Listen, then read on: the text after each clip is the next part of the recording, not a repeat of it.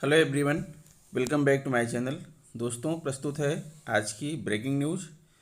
प्रधानाध्यापक ने टीसी पर लिख दिया अपराधी, वीडियो वायरल। योगी सरकार की कल हुई कैबिनेट मीटिंग के फैसले। डीए के बाद बढ़ेगा फिटमेंट फैक्टर, 31,740 रुपये बढ़ जाएगी सैलरी। नौकरियों हित प्रदेश में जनवरी से शुरू होगा परीक्षाओं का दौर। शिक्षक विद्यालय से शिक्षण अवधि में बाहर नहीं जाएंगे। शिक्षकों की तीसरी पदोन्नति खंड शिक्षा अधिकारी के पद पर। परिषदीय शिक्षकों को जल्द मिलेगा बढ़ा हुआ डीए। भविष्य संवारने को शिक्षा के साथ संसाधनों का दान। सांसद निधि बहाल, सांसदों को मिलेंगे 2-2 करोड़। प्राथमिक विद्यालयों में लगेंगे हाथ धोने के उपकरण। आइए देखते हैं दोस्तों खबरें विस्तार से। दोस्तों, आप देख पा रहे हैं खबरें विस्तार से किंग्समैन ई हब यूट्यूब चैनल पर। प्रधानाध्यापक ने टीसी पर लिख दिया अपराधी, video viral. Pratapgarh inter college के प्रधानाध्यापक ने अपने विद्यालय के 10वीं पास छात्र के ट्रांसफर सर्टिफिकेट टीसी पर अपराधी लिख दिया। बुधवार को इंटरनेट मीडिया पर वीडियो वायरल हुआ तो प्रकरण चर्चा का विषय बन गया। डीआईओएस का कहना है कि वह जांच कर उचित कार्रवाई करेंगे। मंगरौरा ब्लॉक स्थित श्री जागेश्वर यादव इंटर कॉलेज से नेवरा गांव निवासी हरकेश सिंह के बेटे शिवशांत सिंह ने इस वर्ष 10वीं कक्षा उत्तीर्ण की है। उसकी टीसी पर प्रधानाध्यापक नंदन सिंह यादव ने अपराधी लिख दिया। इस पर शिवशांत की मां जात्रा देवी प्रधानाचार्य से मिलने स्कूल पहुंची। दोनों में हुई बहस का वीडियो वायरल हो गया। योगी सरकार की कल हुई मीटिंग के फैसले।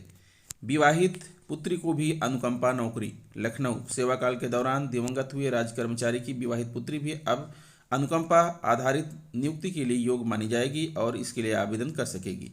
अभी तक उन्हें यह सुविधा नहीं हासिल थी। इसके लिए राज्य सरकार ने उत्तर प्रदेश सेवाकाल में मृत सरकारी सेवकों के आश्रितों की भर्ती नियमावली में 12वें संशोधन को मंजूरी देते हुए मृतक आश्रित के कुटुंब की परिभाषा में विवाहित पुत्री को भी शामिल करने का फैसला किया है। कार्मिक विभाग के इस प्रस्ताव को बुधवार को कैबिनेट बाई सर्कुलेशन मंजूरी दे दी गई। कुटुंब की परिभाषा में अभी तक कर्मचारी के पति पत्नी, अविवाहित पुत्र व पुत्री, विवाहित पुत्र शामिल थे। विवाहित पुत्री इसमें शामिल नहीं थी। हाईकोर्ट ने एक याचिका की सुनवाई करते हुए विवाहित पुत्री को कुटुंब की परिभाषा में शामिल करने का आदेश दिया था। केंद्र सरकार ने भी अपनी नियमावली में विवाहित पुत्री को कुटुंब की परिभाषा में शामिल कर लिया है। अब राज्य सरकार ने विवाहित पुत्री को कुटुंब की परिभाषा में शामिल करने का फैसला किया है। अधिवक्ताओं को एकमुश्त 5 लाख। कैबिनेट ने उत्तर प्रदेश अधिवक्ता कल्याण निधि अधिनियम 1974 की धारा 13 में संशोधन के प्रस्ताव को मंजूरी दे दी है। इससे उत्तर प्रदेश अधिवक्ता कल्याण निधि न्यासी समिति में पंजीकृत अधिवक्ताओं को पंजीकरण के 30 वर्ष पूर्ण करने पर 1.5 लाख से 5 लाख रुपए एकमुश्त दिए जाने का रास्ता साफ हो गया है। पंजीकरण से 30 वर्ष पूर्ण करने पर लगभग 5,848 अधिवक्ताओं को इसका लाभ मिल सकेगा। राज्य सरकार ने 2017 के संकल्प पत्र में की गई घोषणा के क्रम में यह निर्णय किया है। वर्तमान में राज्य विधानमंडल का सत्र अनिश्चित काल के लिए स्थगित होने की स्थिति में मंत्रिपरिषद की ने प्रस्तावित संशोधनों को अध्यादेश के माध्यम से कराए जाने का निर्णय किया है। इसी क्रम में उत्तर प्रदेश अधिवक्ता कल्याण निधि अधिनियम संशोधन अध्यादेश 2021 के प्रारूप को मंजूरी दे दी गई है। गरीबों को मुफ्त राशन। सरकार पात्र गृहस्थी व अंत्योदय कार्ड धारकों को मार्च 2022 तक निःशुल्क राशन देगी। सरकार गेहूं चावल के साथ ही 1 किलो चना, 1 लीटर खाद्य तेल और 1 किलो आयोडाइज्ड नमक भी प्रदान करेगी। राशन दिसंबर से मिलना शुरू हो जाएगा। योगी कैबिनेट ने बुधवार को इस महत्वपूर्ण प्रस्ताव पर मुहर लगा दी। मुख्यमंत्री ने अयोध्या में दीपोत्सव के दौरान मार्च तक मुफ्त राशन देने की घोषणा की थी। अंत्योदय कार्ड धारकों को राशन में 35 किलो चावल, गेहूं के साथ साथ दाल, तेल और नमक दिया जाएगा। योजना से 15 करोड़ लोगों को फायदा मिलेगा। पात्र गृहस्थी कार्ड धारक को प्रति यूनिट 5 किलो राशन, 3 किलो गेहूं व 2 किलो चावल मिलता है। इसी तरह अंत्योदय कार्ड धारक को 35 किलो राशन, 20 किलो गेहूं व 15 किलो चावल मिलता है। अन्य फैसले। Lucknow king George medical university KGMU में स्पोर्ट्स मेडिसिन विभाग के संचालन को कैबिनेट ने बुधवार को हरी झंडी दे दी।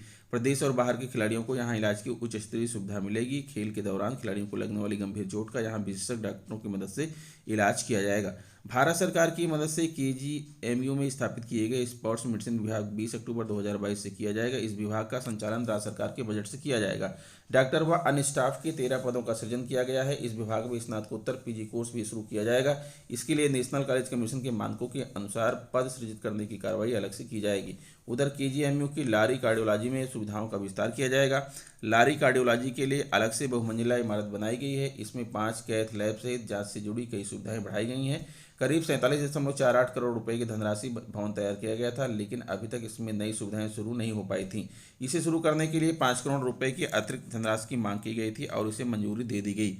वहीं चिकित्सा शिक्षा विभाग द्वारा पुराने भवन की मरम्मत कराने के प्रस्ताव को भी मंजूरी दे दी गई। कम खर्च में बनेगा 500 बेड का सुपर स्पेशलिटी अस्पताल। उत्तर प्रदेश आयुर्विज्ञान विश्वविद्यालय इटावा में 500 बेड के सुपर स्पेशलिटी अस्पताल के निर्माण में होने वाले खर्चे को घटा दिया गया है। इस परियोजना की लागत अब तक 537.26 करोड़ रुपए थी, मगर अब इस पर 489.88 करोड़ रुपए धनराशि ही खर्च की जाएगी। इसके लिए 25 मार्च 2019 को एक समिति का गठन किया गया था। समिति द्वारा की गई संस्तुतियों के आधार पर परियोजना का पुनः परीक्षण किया गया, जिसके आधार पर परियोजना की लागत घटाने का निर्णय लिया गया था। इसे भी मंत्रिपरिषद ने मंजूरी दे दी। डीए के बाद बढ़ेगा फिटमेंट फैक्टर, यदि बढ़कर हुआ 3 तो 31,740 रुपये बढ़ जाएगी सैलरी। समझे फिटमेंट फार्मूले गणित व कैलकुलेशन। केंद्रीय कर्मचारियों का महंगाई भत्ता बढ़ चुका है, 31% की दर से पैसा मिल रहा है, लेकिन अब केंद्रीय कर्मचारियों की फिटमेंट फैक्टर को बढ़ाने की मांग है। 7th सीपीसी की सिफारिशों के आधार पर केंद्रीय कर्मचारियों की न्यूनतम सैलरी बढ़ाने के लिए फिटमेंट फैक्टर लागू किया गया। फिटमेंट फैक्टर लगने की वजह से केंद्रीय कर्मचारियों की न्यूनतम सैलरी सीधे 6,000 रुपये से 18,000 रुपये हो गई।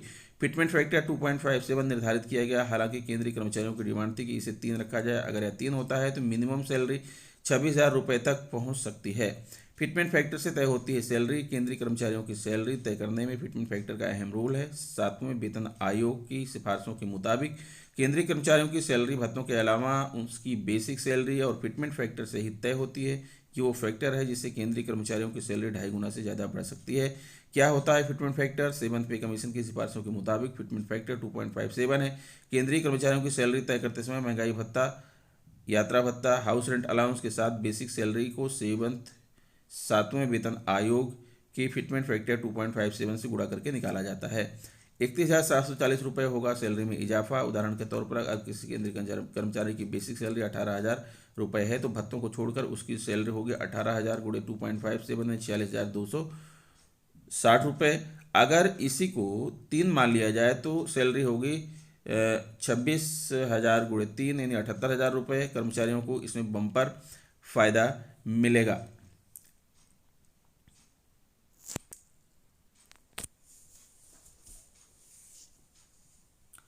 3% बढ़ाया गया डीए। सरकार साल के पहले 6 महीने की महंगाई का औसत निकालती है। इसमें जनवरी से जून को काउंट किया जाता है। इसके बाद दूसरे छमाही में महंगाई का औसत निकाला जाता है। इसी आधार पर डीए में बढ़ोतरी तय की जाती है।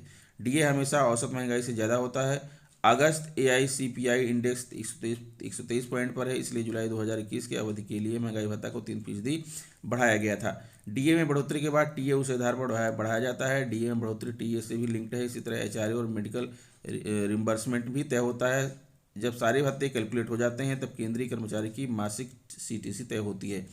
पीएफ ग्रेच्युटी का योगदान, सभी तरह के भत्ते और सैलरी फाइनल होने के बाद अब बात आती है मासिक प्रोविडेंट फंड और ग्रेच्युटी योगदान की। पीएफ और ग्रेच्युटी योगदान बेसिक सैलरी और डीए से लिंक होता है।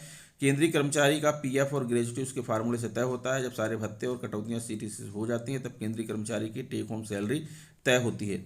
सरकारी नौकरियों हेतु प्रदेश में जनवरी से शुरू होगा परीक्षाओं का दौर। 22,794 पदों पर भर्ती के लिए जल्द ही शुरू होगी आवेदन प्रक्रिया। उत्तर प्रदेश में सरकारी नौकरियों के लिए लागू की गई प्रारंभिक पात्रता परीक्षा पेट में शामिल होने वाले अभ्यर्थियों को जल्द ही बड़ी खुशखबरी मिल सकती है। दरअसल पेट के बाद उत्तर प्रदेश अधीनस्थ सेवा चयन आयोग यूपी द्वारा 22,794 पदों पर भर्ती की जानी है और विभिन्न मीडिया रिपोर्ट्स के मुताबिक आयोग इन पदों पर भर्ती के लिए जल्द ही नोटिफिकेशन जारी कर सकता है। राज्य में यूपी द्वारा आयोजित की जाने वाली ग्रुप सी की भर्तियों में शामिल होने के लिए अभ्यर्थियों का पेट में हिस्सा लेना अनिवार्य कर दिया गया है। इसलिए राज्य में लेखपाल के 7,882 पदों समेत कुल 22,794 पदों पर होने वाली भर्तियों में सिर्फ पेट में सफल होने वाले अभ्यर्थी ही हिस्सा ले सकते हैं। जल्द जारी हो सकता है नोटिफिकेशन। 22,794 पदों पर होने वाली इस भर्ती के लिए नोटिफिकेशन जारी होने और आवेदन प्रक्रिया शुरू होने के संबंध में अभी तक कोई आधिकारिक जानकारी सामने नहीं आई है। हालांकि विभिन्न मीडिया रिपोर्ट्स के मुताबिक यूपी के लिए उत्तर प्रदेश में आचार संहिता लागू होने से पहले नोटिफिकेशन जारी करके आवेदन प्रक्रिया शुरू कर सकती है। अभ्यर्थियों को इससे संबंधित जानकारी के लिए यूपी की आधिकारिक वेबसाइट पर नजर बनाए रखनी होगी। जनवरी से शुरू हो सकता है परीक्षा का दौर। यूपी द्वारा जारी किए गए एग्जाम कैलेंडर के मुताबिक 5 विभागों के 22,794 पदों पर होने वाली इस भर्ती में कुछ पदों के लिए परीक्षा नवंबर महीने में होनी थी। हालांकि अभी तक इसके लिए नोटिफिकेशन नहीं जारी होने के बाद इसकी उम्मीद कमी नजर आ रही है। वहीं विभिन्न मीडिया रिपोर्ट्स के मुताबिक 22,794 पदों पर होने वाली इन भर्तियों के लिए परीक्षा अब जनवरी में शुरू हो सकती है। किन किन पदों पर होनी है भर्ती? यूपी ने मार्च 2022 से पहले राजस्व लेखपाल के 7,882 पदों पर, स्वास्थ्य कार्यकर्ता के 9,212 पद, गन्ना पर्यवेक्षक के 2,500 पद, कनिष्ठ सहायक आशुलिपिक व असामान्य योग्यता वाले 2,000 पद और प्रयोगशाला प्राविधिक एक्सरे प्राविधिक के 1,200 पदों पर भर्ती के लिए परीक्षा करवाने का ऐलान किया है। कार्यालय जिला बेसिक शिक्षा अधिकारी प्रयागराज, समस्त खंड शिक्षा अधिकारी जनपद प्रयागराज। आप अवगत हैं कि उत्तर प्रदेश शासन के शिक्षा विभाग 5 के शासनादेश संख्या दिनांक 18 अगस्त 2021 तथा महानिदेशक स्कूल शिक्षा उत्तर प्रदेश के कार्यालय के पत्रांकीय दिनांक 18 अगस्त 2021 द्वारा कक्षा 8 तक के समस्त विद्यालयों में 1 सितंबर 2021 से पठन पाठन भौतिक रूप से प्रारंभ करने के संबंध में विस्तृत निर्देश निर्गत किए गए हैं। उक्त के अतिरिक्त उत्तर प्रदेश शासन के बेसिक शिक्षा विभाग 5 के शासनादेश संख्या दिनांक 14 अगस्त 2020 में भी विद्यालयों में शैक्षणिक कार्यों के लिए समय अवधि एवं कार्य निर्धारण के संबंध में विस्तृत निर्देश दिए गए हैं, परंतु अधोहस्ताक्षरी के संज्ञान में आया है कि उक्त शासनादेशों परिपत्रों में दिए गए निर्देशों का समुचित पालन शिक्षकों द्वारा नहीं किया जा रहा है। शासनादेश संख्या ये दिनांक 14 अगस्त 2020 के बिंदु 1 में विद्यालय संचालन की अवधि, बिंदु 2 में समय सारणी, बिंदु 5 में आवश्यक पंजिकाओं का रखरखाव, बिंदु 7 में विद्यालय अवधि में शिक्षकों द्वारा किए जाने वाले कार्यों के संबंध में विस्तृत निर्देश प्रदान किए गए हैं। उक्त शासनादेश के बिंदु संख्या 8 में स्पष्ट रूप से उल्लिखित है कि शिक्षक विद्यालय से संबंधित विभिन्न कार्यों यथा पासबुक में एंट्री, अपडेशन, ग्राम प्रधान से वार्ता, चेक पर हस्ताक्षर, एमडीएम संबंधी आवश्यकताओं एवं समन्वय आदि हेतु शिक्षण अवधि में विद्यालय परिसर से बाहर नहीं जाएंगे। यदि उपर्युक्त कार्यों के कारण निरीक्षण अथवा सपोर्टिव सुपरविजन में कोई शिक्षक अनधिकृत रूप से अनुपस्थित पाया जाता है तो उक्त दिन के वेतन की कटौती की जाएगी। शिक्षण अवधि में अवकाश स्वीकृत कराने एवं अन्य अधिष्ठान संबंधी समस्याओं के लिए विकासखंड या जनपद स्तरीय कार्यालय में जाना प्रतिबंधित होता है। मानव संपदा पोर्टल के माध्यम से ऑनलाइन प्रणाली द्वारा ही अवकाश हेतु आवेदन किया जाएगा। अन्य अधिष्ठान संबंधी समस्याओं के निवारण हेतु शिक्षकों द्वारा पूर्व में दिए गए टोल फ्री नंबर पर अपनी समस्याएं इंगित की जाएंगी। शिक्षक शिक्षण अवधि से 15 मिनट पूर्व विद्यालय में उपस्थित होंगे एवं शिक्षण अवधि के पश्चात न्यूनतम 30 मिनट तक उपस्थित रहकर पंजिका तथा अन्य अभिलेख अद्यतन करेंगे तथा आगामी दिवस की कक्षा शिक्षण की रूपरेखा निर्मित करेंगे। शैक्षिक पाठ्यांक साप्ताहिक कैलेंडर का 100% अनुपालन सुनिश्चित किया जाए। शिक्षकों के मध्य कार्य एवं कक्षा कक्ष विभाजन प्रधानाध्यापक द्वारा सुनिश्चित किया जाए। प्रत्येक विद्यालय में समूह व्यवस्थित एवं सक्रिय पुस्तकालय विकसित किया जाए तथा बच्चों को नियमित रूप से पुस्तकें पढ़ने के लिए प्रेरित किया जाए। अतः उपर्युक्त शासनादेश परिपत्रों में निर्गत आदेशों तथा इस संबंध में अधोहस्ताक्षरी कार्यालय द्वारा समय समय पर जारी निर्देशों का कड़ाई से अनुपालन सुनिश्चित कराएं एवं किसी भी स्तर पर अनुपालन में शिथिलता बरतने वाले कार्मिकों के विरुद्ध कठोर कार्रवाई हेतु अपनी संस्तुति सहित आख्या अधोहस्ताक्षरी कार्यालय को उपलब्ध कराना सुनिश्चित करें। प्रवीण कुमार तिवारी, जिला बेसिक शिक्षा अधिकारी प्रयागराज। शिक्षक विद्यालय से संबंधित विभिन्न कार्यों तथा पासबुक एंट्री, अपडेशन, ग्राम प्रधान से वार्ता, चेक पर हस्ताक्षर, एमडीएम संबंधी आवश्यकताएं एवं समन्वय आदि हेतु शिक्षण अवधि में विद्यालय परिसर से बाहर नहीं जाएंगे। आपने आदेश देख लिया है दोस्तों। अब आगे बढ़ते हैं और ये है जो है एक ज्ञापन है सेवा में शिक्षा निदेशक बेसिक उत्तर प्रदेश निषादगंज लखनऊ। विषय प्रदेश के बेसिक शिक्षकों की तीसरी पदोन्नति खंड शिक्षा अधिकारी के पद पर किए जाने के संबंध में महोदय विनम्र अनुरोध है कि प्रदेश के सभी कर्मचारियों की उनके सेवाकाल में 3 पदोन्नतियों का लाभ मिल रहा है। आप अवगत हैं कि पूर्व में यह लाभ प्रदेश के बेसिक शिक्षकों को मिल रहा था। जूनियर हाई स्कूल के प्रधानाध्यापक को तीसरी पदोन्नति के रूप में तत्कालीन उप विद्यालय निरीक्षक के पद पर पदोन्नति प्रदान की जाती थी। उस व्यवस्था को अभी तक समाप्त नहीं किया गया है, परंतु पदोन्नति नहीं दी जा रही। वर्तमान में प्रदेश के बेसिक शिक्षकों को तीसरी पदोन्नति का लाभ नहीं मिल रहा है, जबकि प्रदेश के अन्य सभी विभागों में तीसरी पदोन्नति दी जा रही है। अनुरोध है कि बेसिक शिक्षकों को भी उनके संपूर्ण सेवाकाल में तीसरी पदोन्नति का लाभ दिया जाए। महोदय, वर्तमान में खंड शिक्षा अधिकारियों की सेवा नियमावली की प्रक्रिया गतिमान है। पूर्व व्यवस्था की भांति प्रदेश के बेसिक शिक्षकों का 50% कोटा खंड शिक्षा अधिकारी के पद पर पदोन्नति हेतु नियमावली तैयार करने की चल रही प्रक्रिया में व्यवस्था करने का कष्ट करें। योगेश त्यागी, प्रदेश अध्यक्ष। परिषदीय शिक्षकों को मिलेगा बढ़ा हुआ डीए, महंगाई भत्ता। 1 साल में कम से कम इतना मिलेगा फायदा, ऐसे लगाएं हिसाब। यूपी के परिषदीय विद्यालयों में कार्यरत बेसिक शिक्षा परिषद के सभी शिक्षकों और कर्मचारियों को जल्द बढ़ा हुआ महंगाई भत्ता मिलने की उम्मीद है। अभी हाल ही में केंद्र सरकार के अधीन कार्यरत सभी कर्मचारियों को 31% डीए की घोषणा केंद्र सरकार द्वारा की जा चुकी है। हम आपको बता दें कि बेसिक शिक्षकों तथा अन्य राज्य कर्मचारी अभी भी 28% महंगाई भत्ता सरकार द्वारा दिया जा रहा है। संक्षिप्त में विवरण नीचे दिया जा रहा है। वर्तमान में मिलने वाला महंगाई भत्ता 28% 1 जुलाई 2021 से बढ़ाकर किए जाने वाला डीए जो अभी बढ़ाकर नहीं किया गया है 3% कुल मिलना चाहिए। 28 + 3 31%। यह रुका हुआ डीए सरकार द्वारा जल्द ही घोषित किया जाएगा। यह अगले माह दिसंबर तक मिलने की उम्मीद है। चुनाव के नज़दीक होने से यूपी सरकार द्वारा इसका भुगतान राज्य कर्मचारियों के साथ साथ शिक्षकों को भी 31% डीए वेतन में देगी। नौनिहालों का भविष्य संवारने के साथ संसाधनों का दान। प्रयागराज, सरकारी स्कूलों को निजी स्कूलों के साथ प्रतिस्पर्धा में बनाए रखने के लिए शासन की तरफ से तमाम प्रयास हो रहे हैं। इस मुहिम में स्कूलों के शिक्षक, सेवानिवृत्त शिक्षक व पूरा छात्र भी कदम से कदम मिलाकर चल रहे हैं। इसकी बानगी केपी गर्ल्स कॉलेज में देखी जा सकती है। यहाँ जो शिक्षिका सेवानिवृत्ति होती है वह स्वेच्छा से विद्यालय को कुछ न कुछ संसाधन मुहैया कराकर विदा लेती है। इससे आधारभूत ढांचे को मजबूत बनाने में मदद मिल रही है। कई शिक्षकों ने मेधावियों को प्रोत्साहित करने के लिए छात्रवृत्ति देने की परंपरा शुरू की है। स्कूल की प्रधानाचार्य अमिता सक्सेना ने बताया कि विद्यालय के सभी शिक्षकों का लक्ष्य है कि उनका विद्यालय अलग पहचान बनाए, विद्यार्थियों को स्मार्ट क्लास मिले, निजी स्कूलों की तरह सुविधाएं भी मुहैया हों, पठन पाठन भी स्तरीय हो। इसके लिए हम सब प्रयासरत हैं। स्कूल की जो शिक्षिका सेवानिवृत्ति होती है वह कुछ न कुछ बच्चों के लिए संसाधन देकर जाती है। हाल ही में लवनीता श्रीवास्तव सेवानिवृत्ति हुई। उन्होंने कक्षा 1 से 5 तक के बच्चों को बैठने के लिए कुर्सी मेज का इंतजाम किया। पुष्पा मेहरा ने भी स्कूल परिसर में झूला लगवाया। रेखा अग्रवाल ने बच्चों को शुद्ध पानी उपलब्ध कराने के लिए आरओ की व्यवस्था की। राखी चौधरी ने 12 पंखे भेंट किए। स्कूल की शिक्षिका जो अध्यापन कार्य कर रही हैं वह भी समय समय पर जरूरत के अनुसार तमाम चीज़ें देती रहती हैं। पिछले दिनों मैंने स्वयं एलईडी का इंतजाम किया जिससे बच्चे से अच्छी कार्यक्रम देख सकें। पूर्व प्रधानाचार्य मिताली दत्ता ने भी माइक व ऑडियो सिस्टम भेंट किया। संसाधनों के बढ़ने के साथ निजी स्कूलों की छात्राओं ने भी यहां प्रवेश लिया है। इस बार 100 से अधिक नए दाखिले हुए हैं। छात्राओं को अध्ययन के लिए प्रेरित करने के उद्देश्य से पूर्व प्रधानाचार्य आनंदी, सेवानिवृत्ति शिक्षिका अनु श्रीवास्तव और दीपाली ने बच्चों के लिए अपनी तरफ से छात्रवृत्ति देना शुरू किया है। यह छात्रवृत्ति कक्षा 10 और 12वीं में सबसे अधिक अंक पाने वाले दो विद्यार्थियों को दिया जाता है। एक छात्रवृत्ति इतिहास विषय में अधिक अंक के लिए भी दी जाती है। 10वीं के विद्यार्थियों को 1100 रुपये और 12वीं के विद्यार्थियों को 21 रुपये मिलते हैं। केपी गर्ल्स कॉलेज में सेवानिवृत्ति होने वाले शिक्षक स्कूल में संसाधन जुटाने में दे रहे हैं मदद। कुर्सी मेज, आरओ, बच्चों के लिए झूला, पंखा, स्मार्ट टीवी जैसे संसाधन मिले हैं स्कूल को। कैबिनेट की मंजूरी, सांसद निधि बहाल, सांसदों को मिलेंगे 2-2 करोड़।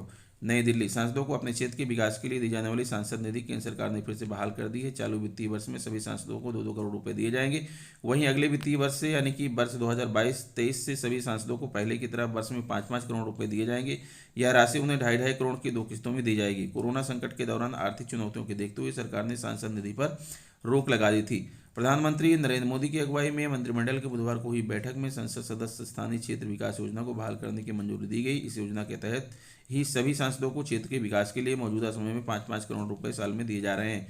कोरोना काल की आर्थिक चुनौतियों को देखते हुए इस योजना को 2 साल तक के लिए स्थगित कर दिया गया था। बाद में स्थितियां सामान्य होने पर विपक्षी दलों ने सांसदों ने इसे बहाल करने की मांग की। केंद्रीय सूचना एवं प्रसारण मंत्री अनुराग ठाकुर ने मंत्रिमंडल में लिए गए फैसले की जानकारी देते हुए बताया कि इस योजना को वर्ष 2025-26 तक जारी रखने के लिए वित्तीय मंजूरी भी दे दी गई है।